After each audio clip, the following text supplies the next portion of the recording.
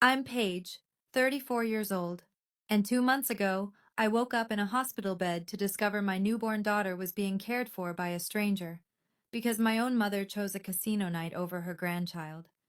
For 9 years, I secretly sent my parents $4,500 every month. That's nearly $500,000. Not once did anyone say thank you. Then came the night I lay in the emergency room with a punctured lung and 3 broken ribs. My baby girl was alone in the NICU, and my mother told my husband, "Paige always has these emergencies. Your sister never has these problems." 3 hours after I canceled every single transfer, my grandfather walked into my hospital room. He carried a thick folder. What he said next changed everything. Before I tell you what happened, if you enjoy stories about standing up for yourself and karma doing its job, please take a moment to like and subscribe, but only if you genuinely connect with this story. Drop a comment below. Where are you watching from, and what time is it there? Now, let me take you back 9 years ago, to the day I made the first transfer that started it all. I was 25, fresh out of college. My first real paycheck had just hit my account, and I remember staring at the number like it was a miracle. Then my phone rang. "Paige?" Mom's voice cracked. She was crying. "It's your father. He had a small stroke." My heart stopped. "What? Is he okay?" "He's stable. But honey, we don't have good insurance. The medical bills, and we're already behind on the mortgage. They're talking about foreclosure." I gripped the phone tighter. "How much do you need?" "I hate asking you this. You just started working, but you're the only one who can save this family." $2,000 a month. That's what we agreed on. I set up the automatic transfer that same night. "One more thing," Mom said before hanging up. "Don't tell your father. He'd be so ashamed. This stays between us." I agreed. Of course I agreed. What kind of daughter wouldn't help her family? She never said thank you. Not that first night. Not ever. Instead, she said, "This is what daughters do." 3 days later, I scrolled through Instagram. Megan had posted a new photo. She was holding up a Louis Vuitton bag, grinning at the camera. The caption read, "Best mom ever." She knew I needed some retail therapy after my breakup. I stared at that photo for a long time. I almost called Mom to ask about it. Almost. But then I told myself, maybe the bag was on sale. Maybe Megan really was hurting. Maybe I was being selfish for even questioning it. That was the first lie I told myself. It wouldn't be the last. Year 3. The amount climbed to $3,500. "Megan wants to take an online marketing course," Mom explained. "She's finally found her passion. She wants to be an influencer." Year 5, 4,500. "The house needs repairs. Your father's health isn't getting better. You know how expensive his medications are." I never questioned it. I just adjusted my budget, canceled my gym membership, stopped eating out, took on freelance consulting work on weekends just to make the numbers work. Daniel and I had been dating for 2 years by then. He noticed. "Paige, when are we going to talk about buying a place together?" "Soon," I said. "I just need to save a little more." He didn't push. But one Thanksgiving, after we visited my parents, he asked me something that stuck. "Have you noticed your mom never asks how you're doing?" I laughed it off. "She's just busy." She spent 40 minutes telling everyone about Megan's Instagram followers. She didn't mention your promotion once. I didn't have an answer for that. What I did have was a memory. 4 years ago, my grandfather called me out of the blue. Grandpa Harold. Mom always said he was too busy to see us, that he didn't really care about family. But that day, his voice was soft, careful. "Paige, I need to ask you something. Are you happy? Is your mother, is she good to you?" I hesitated. Something in his tone made me uneasy. "Yes, Grandpa. Everything's fine." He was quiet for a moment. Then, If that ever changes, you call me. Promise me. I promised. Then I hung up and forgot about it. I shouldn't have. The pregnancy changed everything. I was 33 when I saw those two pink lines. Daniel cried. I cried. For the first time in years, I felt something shift inside me. I started doing math I'd been avoiding. 4,500 a month, times 12, times 9 years. $486,000. I could have bought a house. I could have started a college fund. I could have taken a vacation that wasn't just a long weekend. But I pushed that thought away. What mattered now was the baby. I called Mom. I have wonderful news. I'm pregnant. Oh, Paige! Finally! I was starting to worry you'd never give me grandchildren. I let that comment slide. I had something harder to say. Mom, I need to talk about the monthly transfers. With the baby coming, Daniel and I need to save. I was thinking maybe I could reduce it to 3,000 for a while. Silence. 10 seconds. 20. After everything we've sacrificed for you? Mom, Do you know what medications your father takes? Do you know what they cost? I just thought. You thought about yourself. That's what you thought about. I didn't reduce the amount. Before I hung up, I heard Dad's voice in the background. Quiet, tired. Linda, maybe we should let her. Robert, stay out of this. The line went dead. It was such a small moment. I almost forgot it.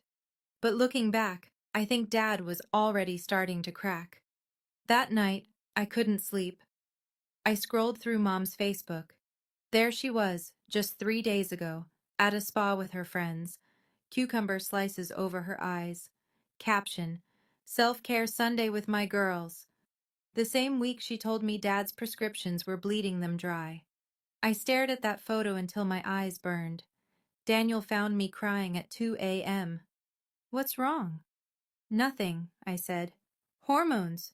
Another lie. They were getting easier to tell. 7 months pregnant, exhausted, still sending the money. Daniel sat me down one evening. He had a spreadsheet open on his laptop. I need you to look at something. He'd tracked everything, every transfer, every excuse, every time I'd said just one more month and then kept going. Paige, this is $486,000. Seeing it written out made my chest tight. That's 2 down payments on houses. That's Emma's entire college fund. That's 20 years of retirement savings. I started to defend it. But they needed... Did they? He turned the laptop toward me. Your mom posted about a new living room set last month. Your sister just got back from Cabo. Your dad's medications somehow cost more than cancer treatment. I had no answer. I'm not telling you what to do, Daniel said quietly. But I need you to ask yourself something. If you keep doing this, what does our daughter learn? That her mother is an ATM? That family means giving until you have nothing left? I wanted to argue. I wanted to say he didn't understand. But he did understand. That was the problem. What if I stop? I whispered. What if they hate me? Daniel took my hand. Then you'll know. You'll finally know what you're worth to them. I wasn't ready to find out. Not yet. But the universe has a way of forcing your hand. 2 months later, I was lying in a hospital bed with a collapsed lung, my baby in the NICU, and my mother's voice echoing through my husband's phone. Paige always has these emergencies. Some lessons you learn the hard way. October 17th, Thursday, 9:47 p.m. I remember the exact time because I'd just checked my phone. Daniel had texted, "Drive safe, love you." 36 weeks pregnant, bone-tired from a late meeting. The rain was coming down hard, the kind of downpour that turns headlights into blurs. I was 3 miles from home, the intersection at Maple and Fifth. I had the green light. I remember that clearly. Green means go. Green means safe. The pickup truck ran the red. I didn't even see it coming. 1 second I was thinking about a warm bath and sleep. The next, metal screaming, glass exploding, the world spinning. I felt the impact in my bones, in my chest, in the place where my daughter was supposed to be safe. My airbag deployed. Something cracked. Multiple somethings. I couldn't breathe. Each inhale was fire. Through the shattered window I heard sirens. Far away, then closer. My hand found my belly. Still there, still round. But was she moving? I couldn't tell. Everything hurt too much. Ma'am? Ma'am, can you hear me? Flashlights. Voices. Someone cutting through my seatbelt. She's pregnant. We need to move now.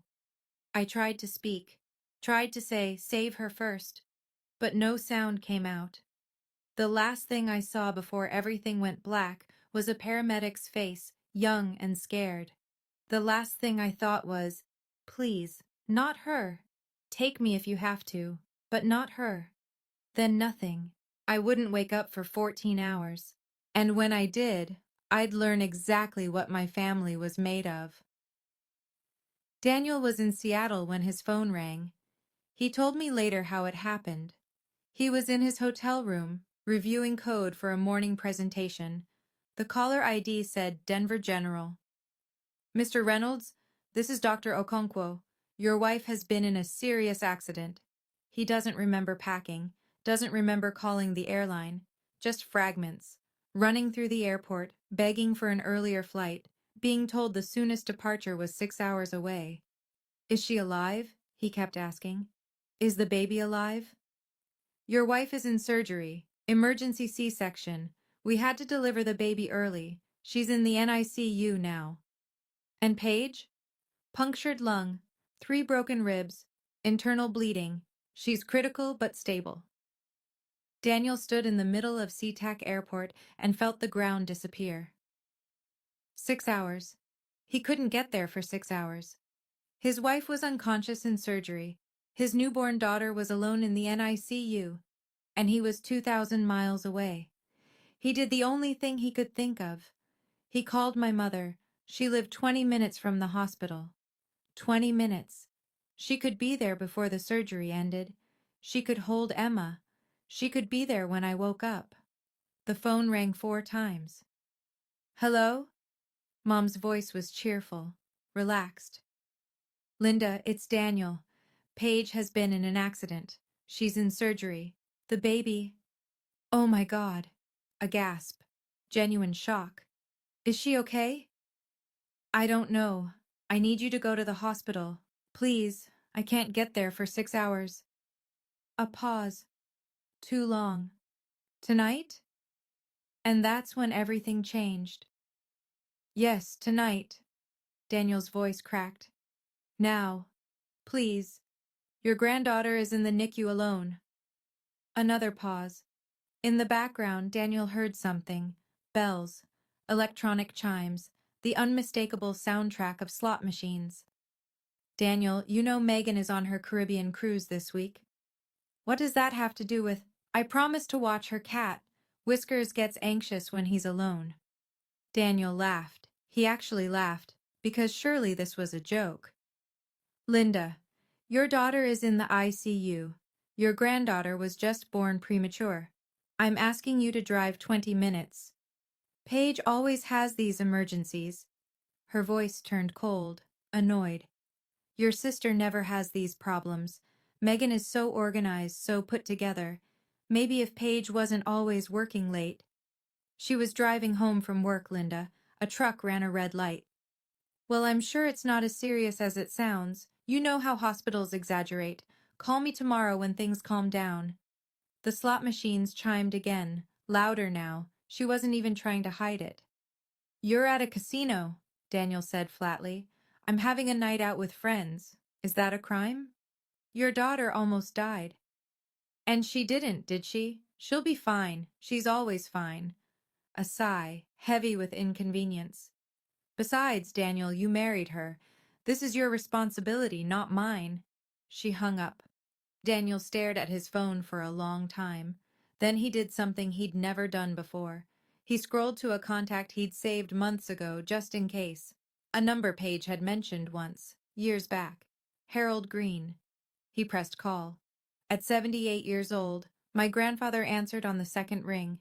I woke up to fluorescent lights and a tube down my throat. Everything hurt. My chest, my arm, my head, even my thoughts felt bruised. A nurse leaned over me. "Mrs. Reynolds, you're in the ICU. You've been in surgery. Try not to move." I couldn't speak with the tube, but my hand flew to my stomach. Flat. Empty. Panic. Pure, white-hot panic. The nurse understood. "Your daughter is alive. She's in the NICU. She's small but strong." I started crying. Couldn't stop. They removed the tube an hour later. My voice came out like sandpaper. "Where's my husband?" "He's on a flight. Should land in 2 hours." "My mother?" The nurse hesitated. That hesitation told me everything. "No family has come yet, ma'am." No one. My daughter was born, and no one from my family came. I asked for my phone. They'd saved it from the wreckage. Cracked screen, but functional. No missed calls from Mom. No texts. Nothing. But there was one notification, an Instagram post from Megan, time-stamped 3 hours ago, a selfie on a cruise ship deck, cocktail in hand. Caption, "Living my best life, Caribbean vibes only." I put the phone down. "I need to hire a night nurse," I told the attending. "Someone to stay with my daughter in the NICU until my husband arrives." They connected me with an agency. 40 minutes later, a woman walked into my room. "Mrs. Reynolds, I'm Maggie. I'll be taking care of Emma tonight." She was mid-40s, warm eyes, competent hands. "Wait," she said, reading my chart. "Reynolds. Paige Reynolds?" "Yes." "He used to say his biggest regret was not speaking up sooner. I never understood what he meant." She paused, studying my face. "Would you like me to contact him? I still have his number." I shook my head slowly. "Not yet. I need to process everything first." She nodded, respecting my choice. But before she left, she scribbled something on a notepad and placed it on my bedside table. "Just in case you change your mind." I didn't know then that someone else had already made the call. My heart stuttered. "He talked about me?" Maggie stayed while I processed her words. "What did he say about me?" "That you were brilliant, that you worked too hard, that he worried about you." She paused. "He also said his biggest regret was not speaking up sooner." I never understood what he meant. I didn't either. Not then. After Maggie left to check on Emma, I lay alone in the dark. My right arm was in a cast. Every breath sent pain shooting through my ribs. But my mind was sharp. Sharper than it had been in years. I fumbled for my phone with my left hand. Opened my banking app. The transaction history loaded. 9 years of transfers. Automatic. Reliable. Like clockwork. $4,500 every single month. I scrolled back, and back, and back. Not one thank you text in the records, not one acknowledgement, just money flowing out into a void that was never satisfied. My finger hovered over the settings. Manage automatic transfers. Mom's voice echoed in my head. This is what daughters do. But what do mothers do? What do mothers do when their daughters are bleeding in emergency rooms? They show up. That's what they do. Unless they don't. I tapped the screen. Cancel transfer. Are you sure? Yes. Another tap. Cancel transfer. Are you sure? Yes. 9 years. $486,000. 3 taps. That's all it took to end it. I put the phone down. For the first time in almost a decade, I felt something loosen in my chest. Something that had nothing to do with broken ribs. I should have done this years ago. 3 hours later, my hospital room door opened. And there stood my grandfather. He looked exactly as I remembered. Tall, even at 78. Silver hair cropped short. Eyes that missed nothing. The eyes of a man who'd spent 40 years reading people from a judge's bench. "Paige." His voice broke on my name. "My girl. I came as fast as I could." I burst into tears. He crossed the room in 3 strides and took my hand. My good hand, the one without the cast. His grip was warm and steady. I'm here now, he said. I'm here. I couldn't speak. 4 years. It had been 4 years since I'd seen him. Mom always had an excuse. Grandpa's traveling. Grandpa's busy with his foundation. Grandpa doesn't really do family visits anymore. I choked on the words. Mom said you didn't want to see me. His jaw tightened. She told me the same thing about you. We stared at each other, years of manipulation, suddenly visible. Daniel called me tonight, Grandpa said. He told me what happened, what your mother said. Shame flooded through me. Grandpa, No, he squeezed my hand. You don't apologize. You have nothing to apologize for. He reached into his coat and pulled out a folder. Thick, manila, worn at the edges. Paige, I need to tell you something. I've known for a while now. About the money. My stomach dropped. What? The transfers, every month, for 9 years. He opened the folder. Inside were bank statements. My bank statements. I've been watching. How? I have my ways. A ghost of a smile. Old habits from the bench. I knew something was wrong, so I looked. I stared at the papers. Every transaction, documented. Why didn't you say anything? He was quiet for a long moment. When he spoke, his voice carried decades of regret. Because I made the same mistake with your grandmother. I saw problems in our family and stayed silent, hoping they'd fix themselves. She died before I could make things right. He met my eyes. I thought, foolishly, that if I gave Linda enough rope, she might choose to do better on her own, that a mother's love would eventually win out. His jaw tightened. Instead, she used that rope to tie you down for 9 years. She failed, and I won't make the same mistake twice. Grandpa pulled a chair close to my bed. The folder lay open between us like evidence in a courtroom. $486,000, he said quietly. That's what you've given them. I nodded. Speaking felt impossible. Do you know what your mother tells people at family gatherings? I shook my head. That you're too busy for family, that you're selfish, that you never help out. His voice hardened. She stood in my living room last Christmas and told me you refused to contribute to your father's medical bills. My mouth fell open. That's not... I've been paying for everything. I know. He held up a hand. I know, Paige. That's why I started digging. He pulled out another sheet. An email chain printed. 3 years ago, your mother came to me. She wanted me to update my will, leave everything to Megan. What?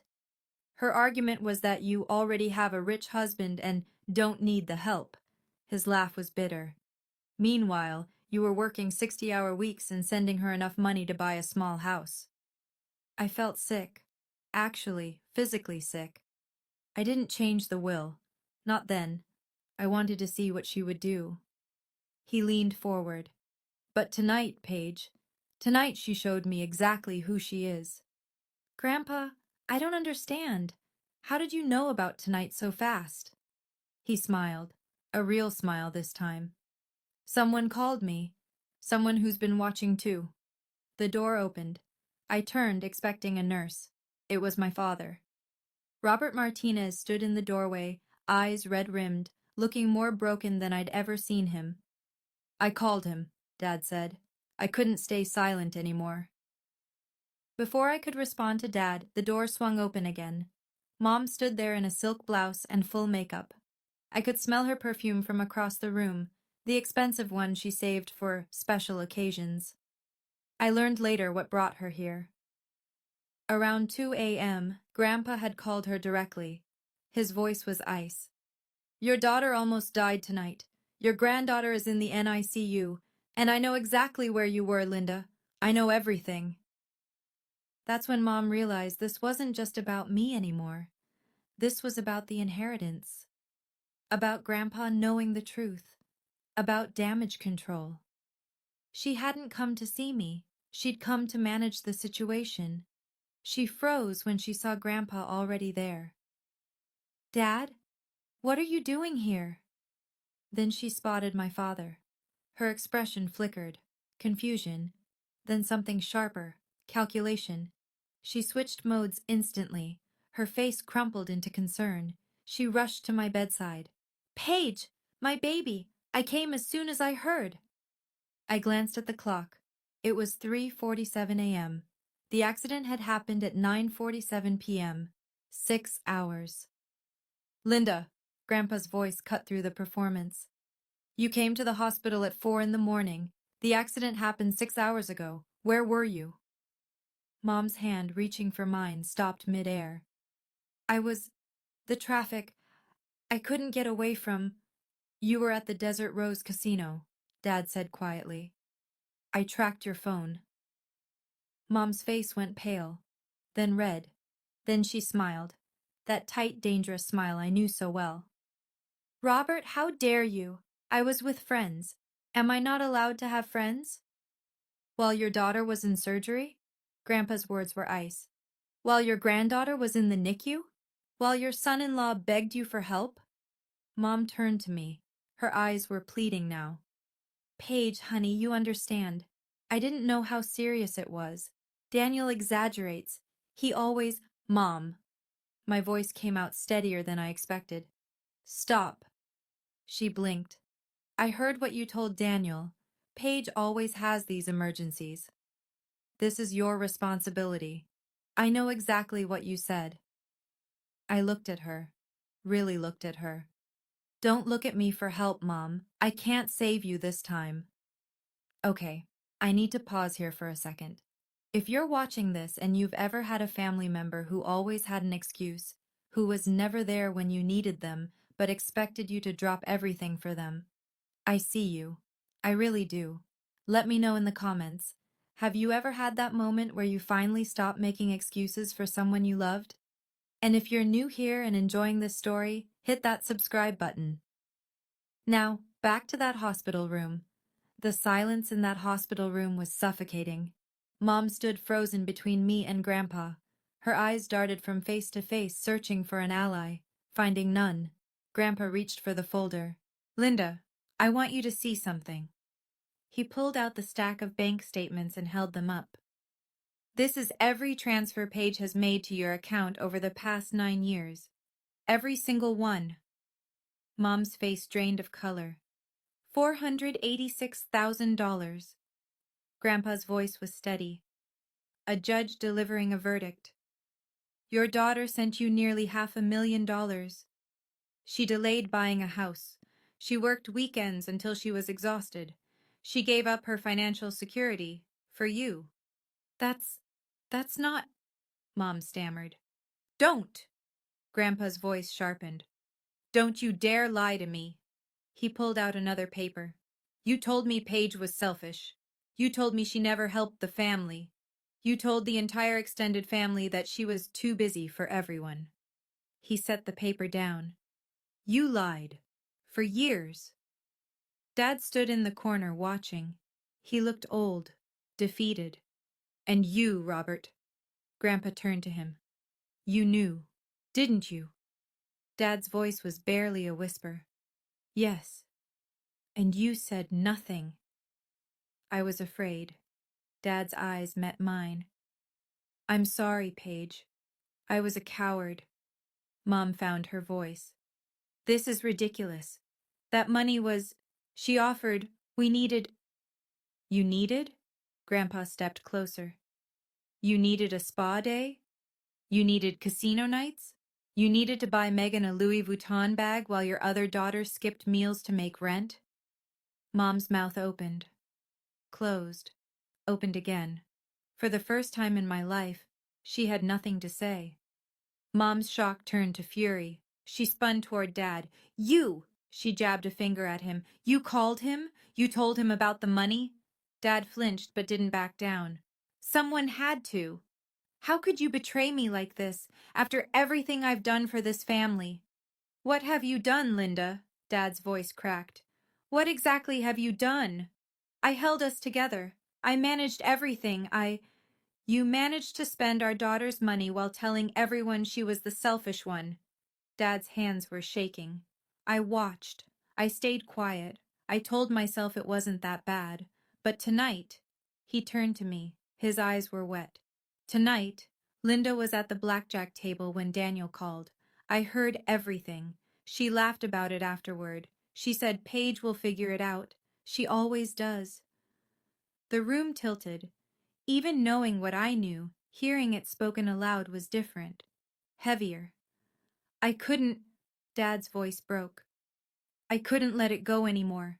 So I called your grandfather. I told him everything. Mom stared at her husband like she'd never seen him before. You're choosing her over me? I'm choosing what's right.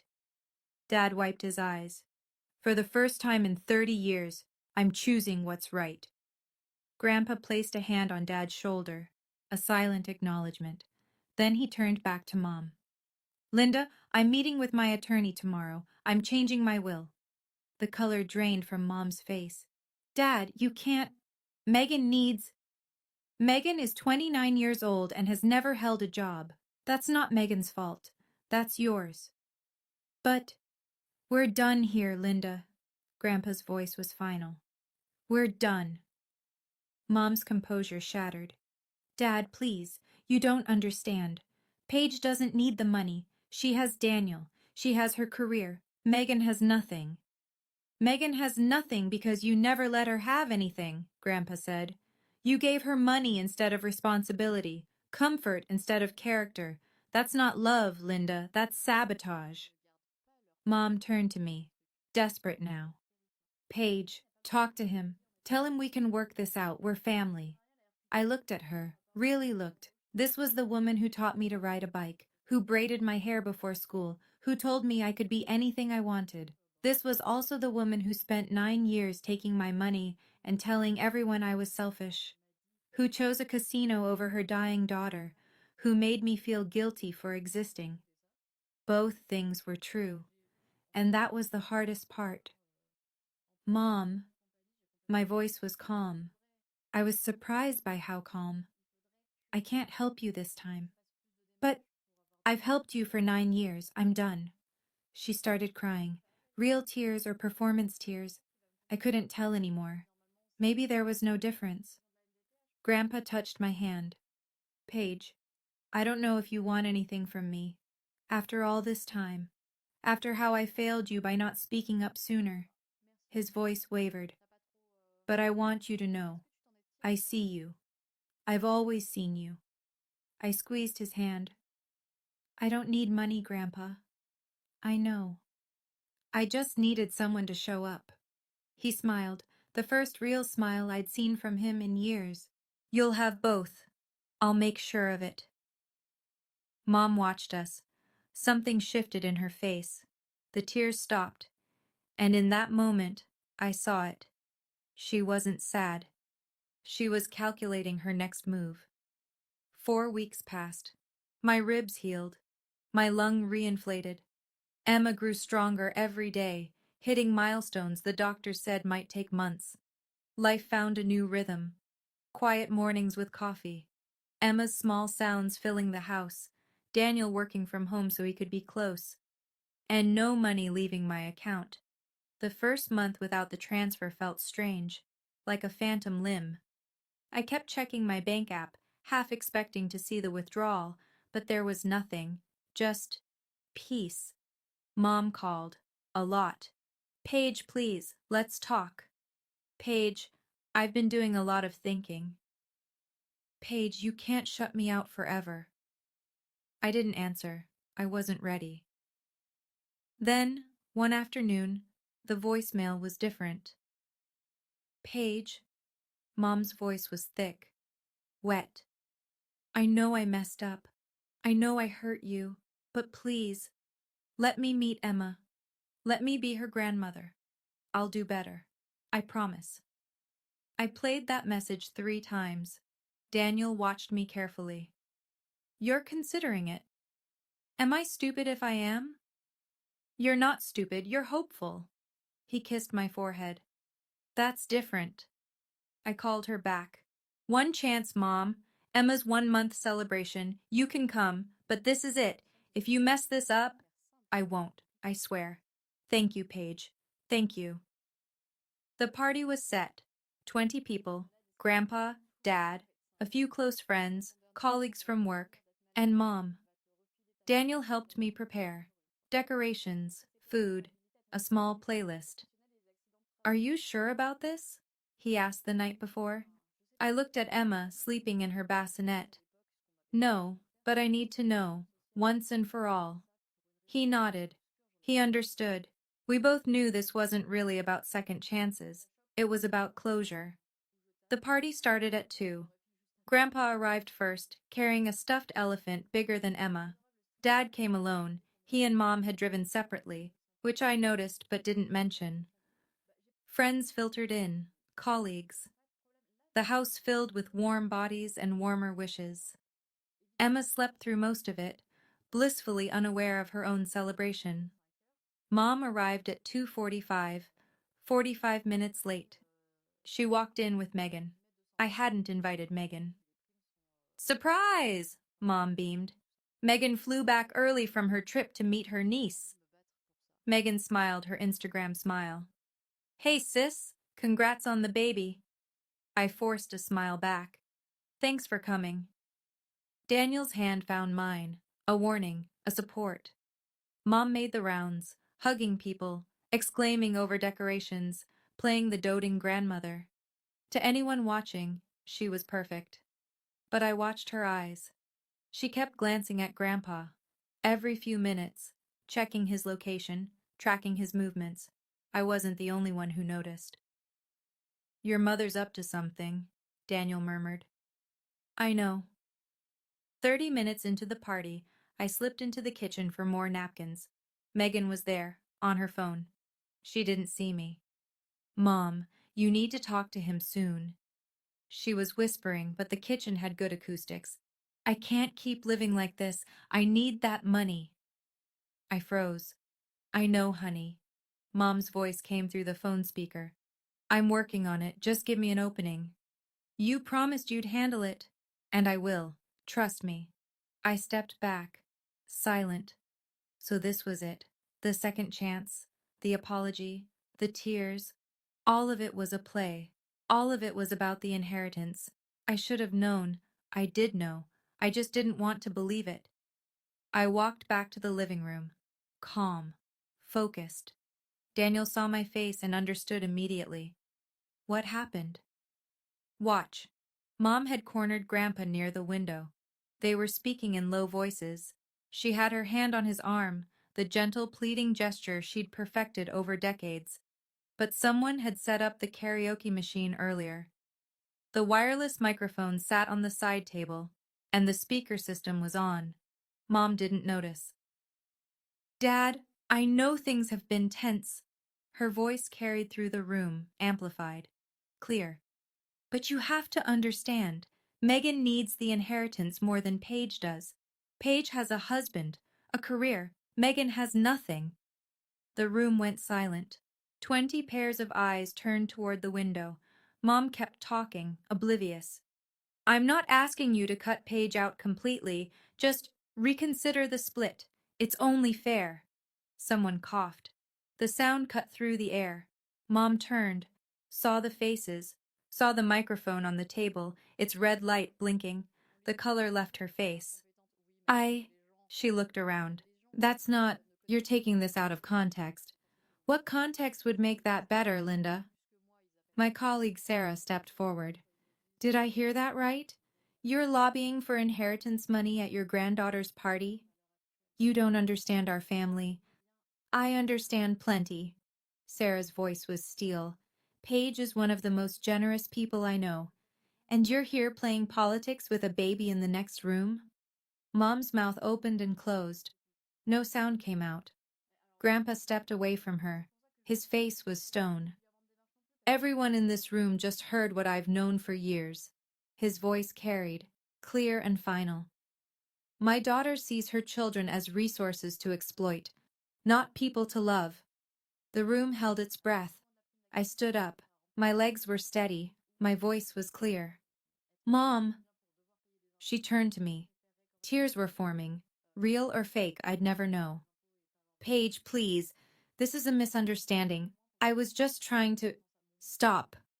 One word. Gentle but firm. She stopped. I walked to the center of the room. Everyone was watching. My friends, my colleagues, my family. I could feel their attention like a physical weight. I gave you one last chance today. My voice didn't waver. Not because I thought you'd changed, but because I needed to know for sure. Mom reached for me. Paige, for 9 years, I sent you $4,500 every month. You know what that adds up to? $486,000. $500,000. Gasps. Someone whispered, "Oh my God." While I was sending that money, you told everyone I was selfish, that I never helped the family, that I was too busy for you. I paused, let it sink in. The night I almost died, you were at a casino. Your granddaughter was alone in the NICU. You chose slot machines. Mom was crying now. Real tears, finally. And today, at my daughter's party, you're still thinking about money, about inheritance, about what you can take. I stepped closer. I'm not doing this out of anger, Mom. I'm doing this out of love. My voice softened. For my daughter. For myself. And honestly, even for you. Because someone should have stopped you a long time ago. I took a breath. From today forward, we're done. Don't call. Don't visit. We're done. The tears on her face streaked her mascara. She looked old, broken, and for the first time in my life, I didn't feel guilty. The silence after my words was absolute. Then Mom exploded. "You ungrateful child!" her voice cracked. "After everything I sacrificed for you, I raised you, I fed you, I gave you everything." "You took everything, Mom. There's a difference." Megan stepped forward. "Everyone's overreacting. You don't know the whole story. Mom was just trying to… Save it, Megan."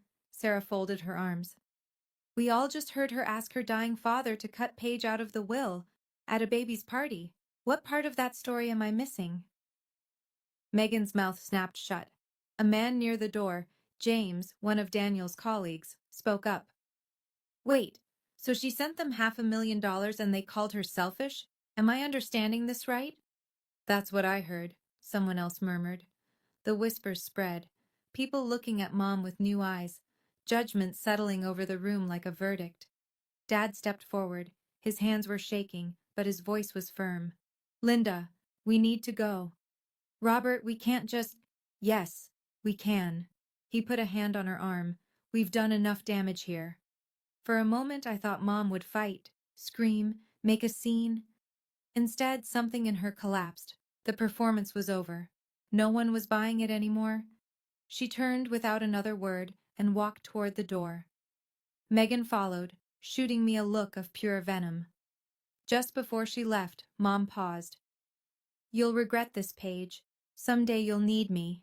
I met her eyes. "No, Mom. I spent 9 years thinking I needed you. Turns out I was wrong." The door closed behind them. The room exhaled, and I felt something I hadn't felt in years. Freedom. "Okay, I have to ask you something. If you were me, would you have given Mom that final chance? Or would you have cut ties right there in the hospital?" There's no right answer. I'm genuinely curious. Drop your thoughts in the comments. And if you haven't already, hit that like button. It really helps this story reach more people who need to hear it. Now, let me tell you what happened after they left. 2 weeks after the party, Grandpa called me. It's done. He'd met with his attorney. The new will was signed, witnessed, and filed. The breakdown was simple. 70% to me, held in trust for Emma. 20% to Dad, because he'd finally found his voice. 10% to Mom and Megan, with one condition. Mom had to complete 6 months of therapy with a licensed counselor before receiving a single cent. I don't expect her to do it, Grandpa said. But the door is open. That's the best I can offer. I didn't argue. It was more than fair. The ripple effects came quickly. Without my monthly transfers, Mom and Dad's finances tightened immediately. The spa trips stopped. The casino nights ended. Mom had to sell the new living room set she'd bragged about. Megan's influencer career collapsed without funding. She posted a tearful video about family betrayal that got exactly 47 views. A week later, she got a job at a department store. Her first real job at 29 years old. Dad called me once, alone.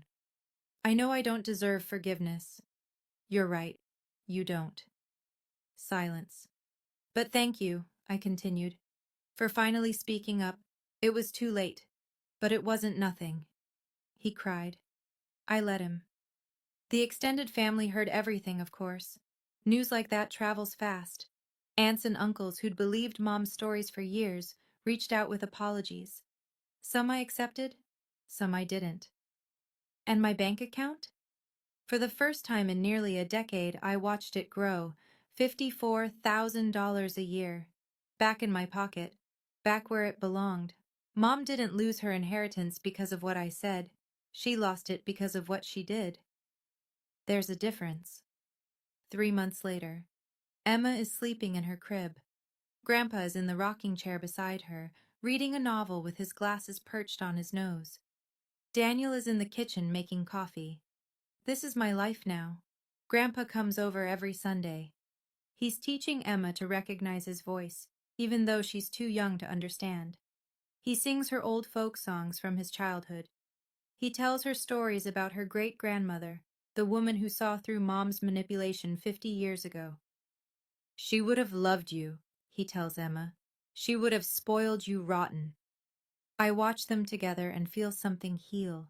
The money from the canceled transfers has already made a difference. We paid off the mortgage early, started a college fund for Emma. Took a vacation, our first real vacation in years, to a cabin in the mountains where the only sound was wind through pine trees. Dad calls sometimes. We talk, carefully. He's still with Mom, but something has shifted. He started setting boundaries, small ones, but real. It's not much, he told me last week, but it's a start. That's more than most people manage. He was quiet for a moment. Then, I'm proud of you, Paige. I should have said it years ago, but I'm saying it now. I didn't know how much I needed to hear that until he said it. Healing isn't linear. Some days I reach for my phone to call Mom. Force of habit. 9 years of muscle memory. Then I remember. The mom I wanted to call never existed. The real one chose a casino over her dying daughter. The real one called me selfish while spending my money. That mom, I don't miss at all. 6 months after the party, my phone buzzed with an unknown number. I almost didn't answer, but something made me pick up. Paige? Megan's voice was small, nothing like her usual bravado. I said nothing, waited. I know I don't deserve this call. I know you probably hate me, but I needed to say something. Still nothing from me. Let her work for it. I got a job, a real one. I've been there for 3 months now. It's nothing fancy, just retail. But I show up. I do the work. She paused. And I started therapy. I wasn't expecting that. Dr. Winters. She's helping me see things. Things about Mom, about me, about how I was raised to believe I was special and everyone owed me something. Her voice cracked. I'm not asking for money. I'm not asking for forgiveness. I just wanted you to know. I'm trying. For the first time in my life, I'm actually trying. Silence. Long seconds of it. Why now? I finally asked. Because Dr. Winters asked me a question I couldn't answer. She asked me, when you're old and look back on your life, who do you want to be? And I didn't have an answer. Megan's breath hitched. I don't want to be Mom, Paige. I don't want to end up alone, wondering why no one loves me. I let her words sit. This could be manipulation, another play, Another con. But something in her voice felt different, broken in a way that can't be faked. I'm not ready to let you back in, I said finally. I know. But I heard you, and I appreciate you saying it. A week later, I sent her a text. 2 words. Good luck. It wasn't forgiveness, but it wasn't a closed door either. 1 year later. Mom never called again. I heard through Dad that she's living with an old friend now. The house was sold. Turns out there were more debts than anyone knew. No more casino nights, no more spa days, no more elaborate performances of motherhood. I don't feel happy about it, but I don't feel sad either. I feel free. Megan and I aren't close. We may never be, but she's still in therapy, still working.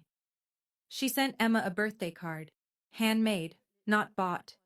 A small thing, but a real one. Dad comes to dinner once a month. He and Daniel talk about football.